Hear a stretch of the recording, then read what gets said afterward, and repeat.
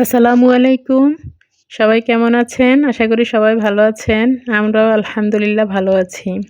কে কোথা থেকে ভিডিওটি দেখছেন অবশ্যই কমেন্ট করে জানাবেন। বরাবরের মতোই সকালের নাস্তা খাওয়ার পর থেকে এই ভিডিওটা স্টার্ট করলাম। সকালের নাস্তাটা আপনাদের সাথে শেয়ার করা হয় না। তো ক্যামেরা রেডি করা, তারপর নাস্তা বানানো, তো সব রেডি করতে, করতে আমার কাছে একটু এলোমেলোই লাগে। তো আমার ছেলেরাও সকাল ৮টার মধ্যেই খাবার খাওয়ার জন্য চলে আসে। সেজন্যই সকালের নাস্তাটা আপনাদের সাথে শেয়ার করতে পারি না। এই যে আলুটাকে আমি একটা মেশিনের সাহায্যে এভাবে একটু ডিজাইন করে কেটে নিয়েছি। কিছু আলু একদম পুরা এলোমেলো হয়ে গেছে, আবার কিছু আলু খুব সুন্দর হয়েছে। তো কেটে হালকা একটু ভাপিয়ে নিয়েছি। তারপর একটা তোয়ালের মধ্যে আমি আলুটাকে একটা, একটা করে সুন্দর করে বিছিয়ে দিয়েছি। এই যে দেখতে পাচ্ছেন রাস্তার সাইড, এটা কিন্তু পশ্চিম সাইড। তো এই সাইডে দুপুরের পর থেকে খুব সুন্দর আলো বা রৌদ্র আসে। আমি সকাল, সকাল দিয়ে রাখছি। যেহেতু বিকালবেলা আমি এই আলুগুলা ভাজবো, সেজন্যই এভাবে রেখে দিলে যে এক্সট্রা পানি আছে সেগুলোও শুকিয়ে যাবে। আর দেশি মুরগির ডিম এনেছে, সেগুলো আমি এখন আর ধুয়ে রাখিনি। যেভাবে এনেছে এভাবে শুধু একটা ডিম রাখার ট্রেতে রেখে দিয়েছি। আর দেখতেই পাচ্ছেন আলু কাটার পরে যেই কুচাকাচি যে আলুটা ছিল সেটা আমি সবজি করব সেটার সাথে দিয়ে দিয়েছি। তো আজ তেমন কিছু রান্না করব না, রান্না করার কিছু নেইও।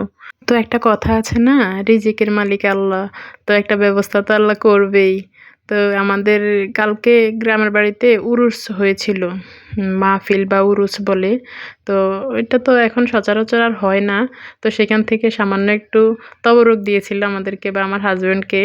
তো যেখানে উরুস হয় সেই জায়গাটা আমার হাসব্যান্ডের জায়গার উপরেই দোকান দিয়েছিল। সেই ক্ষেত্রে আমাদেরকে ২ প্যাকেট তবরক দিয়েছিল।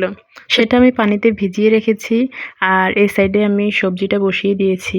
প্রথমে পেঁয়াজ, কাঁচামরিচটা তেলের মধ্যে ভেজে তারপর হলুদ গুঁড়া, একটু জিরার গুঁড়া আর লবণ দিয়ে কিছুক্ষণ নেড়ে চেড়ে তারপর সবজিটা দিয়ে দিব। দেখতে পেয়েছেন আমি হলুদ মরিচ দিয়েছি বিস্কিটের একটা ভিতরের প্লেট। তো আমার মেয়ে বলতেছে যে, "আম্মু তুমি তো ভিডিও করো, তো একটু ভিডিওর মধ্যে এটা দেখাইও।" তো কিভাবে আপনাদের দেখাবো? তখন হলুদ, মরিচ আর একটু লবণ দিয়ে দেখিয়ে দিলাম। তো মেয়ের আবদারটা আমি পূরণ করলাম। তো সবজিটা আমি কিছুক্ষণ নাড়তে, নাড়তে আমার গ্যাসটা শেষ হয়ে গিয়েছে। দেখতে পাচ্ছেন? তো আমার সাহেবকে কল দিয়েছি, গ্যাস শেষ হয়ে গিয়েছে।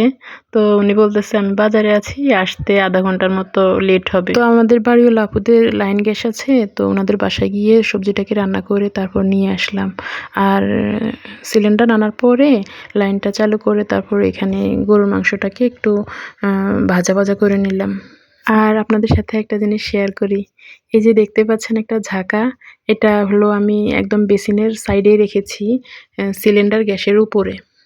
এখন অনেক ধরনের মাল্টিফাংশনাল ঝুড়ি বের হয়েছে প্লেট বাড়ি রাখার। তো আমি আমার রান্নাঘরের তেমন জায়গা নেই, সেজন্য আমি সিলিন্ডার গ্যাসের উপরে একটা ট্রে রেখে তারপর ঝুড়িটা রেখেছি। তো বেসিনের নিচে একটা আমি বল রেখেছি, যেন পানিটা জমলে সেটা আবার ফেলে দিতে পারি। তো আমার এদিকে রান্নাবান্নার পরে যে প্লেট বাড়ি জমেছিল সেগুলোকে আমি সুন্দরভাবে ধুয়ে পরিষ্কার করে নিয়েছি। যেহেতু হাতে সময় থাকলে এক কাজে বসে থাকলে কিন্তু সময় অনেক চলে যায়। তো রান্নার ফাঁকে, ফাঁকে কিন্তু টুকিটাকি ধোয়া মোছা এগুলো করে নিলে সময়টা একটু সেভ হয়। আপনাদের সাথে কথা বলতে, বলতে কালকের একটু মুরগির মাংস ছিল সেটাও কিন্তু আমি একটু গরম করে নিয়েছি। এই তো দেখতে পাচ্ছেন প্রায় এখন 12:30টার মতো বেজে গেছে। তো আমি টেবিলটাকে সুন্দর করে একটু গুছিয়ে নিয়েছি। এরই ফাঁকে দেখতে পাচ্ছেন আমার লক্ষ্মী সোনামণিটা চলে এসেছে। এই তো ভাত, কালকের একটু ডাল ছিল, কালকের এই মুরগির মাংস, আজকে শুধু এই সবজিটা করেছি। আর এই যে দেখতে পাচ্ছেন কালো প্লেটটাতে তবরক আর একটু সালাদ করে নিয়েছি। এই যে টেবিলের উপর ৩টা প্লেট দেখছেন, এটা কিন্তু ৩ জনের ৩টা গিফট। তো মাঝখানেরটা আমার মেয়ের আর ২ সাইডের ২টা প্লেটে আমার ছেলেদের। তো ওদেরকে সবসময় এই প্লেটে ভাত দেই না।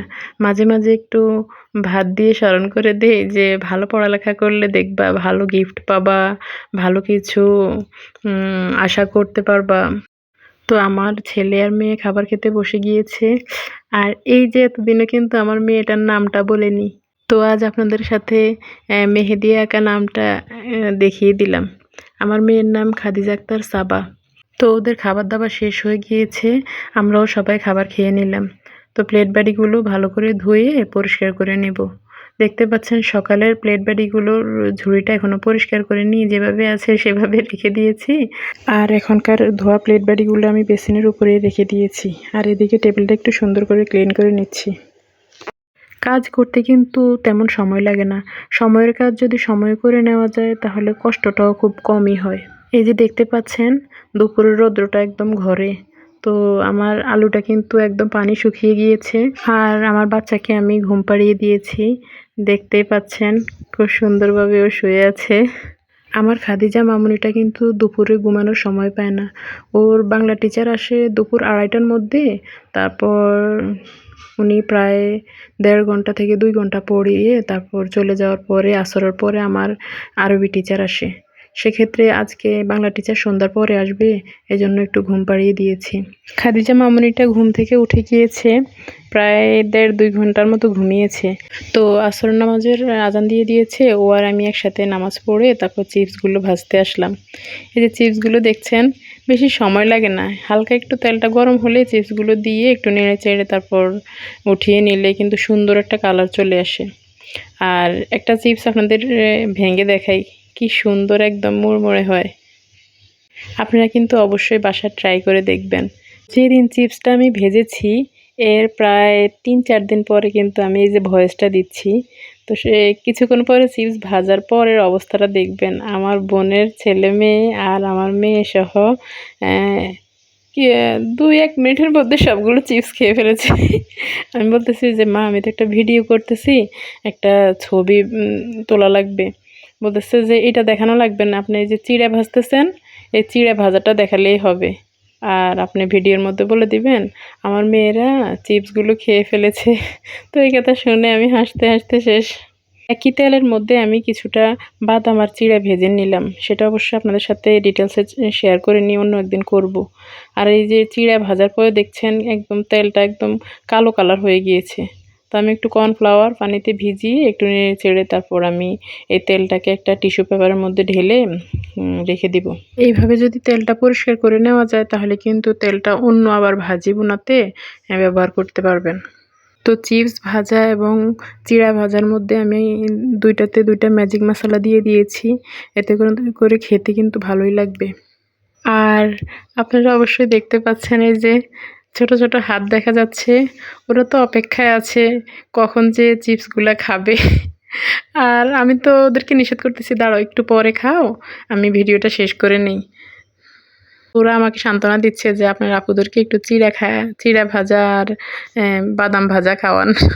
আমরা এদিকে চিপস খাই, ওরাও কিন্তু অনেক মজা করতে পারে। তো যাই হোক, অল্প চিপস ভেজেছি, ওরাই খেয়ে নেক, তারপর অন্য একদিন একটু বেশি করে বানিয়ে রাখবো। আর আমার এই বাচ্চাদের জন্য কিন্তু একটা লাইক করে দিবেন যদি শেষ পর্যন্ত ভিডিওটা দেখে থাকেন। অবশ্যই কমেন্ট করে জানাবেন আজকের সম্পূর্ণ ভিডিওটা কেমন লাগলো। তো ওরা ভাবছে ওদেরকে আমি দেখাবো, এজন্যই তিনজন কিন্তু অন্যদিকে মুখটা ঘুরিয়ে রেখেছে। তো অনেক মজা করলাম। আর যে চিড়া ভাজা ছিল ওরা কিন্তু চিড়া ভাজাটা তেমন খায়নি, পরে খাবে বলেছে, এজন্য আমি একটা এয়ারটাইট কন্টেনারের মধ্যে রেখে দিচ্ছি। মাগরিবের আজানের সময় হয়ে গিয়েছে, তো ওদেরকে বলেছি তোমরা ওযু করে রেডি হয়ে নাও, নামাজের মশলাটা রেডি করে নাও। তো ওরা ওদিকে নামাজের মশলা রেডি করছে আর আমি এদিকে যে নাস্তা বানিয়েছি এগুলো একটু ধুয়ে পরিষ্কার করে নামাজে চলে যাব।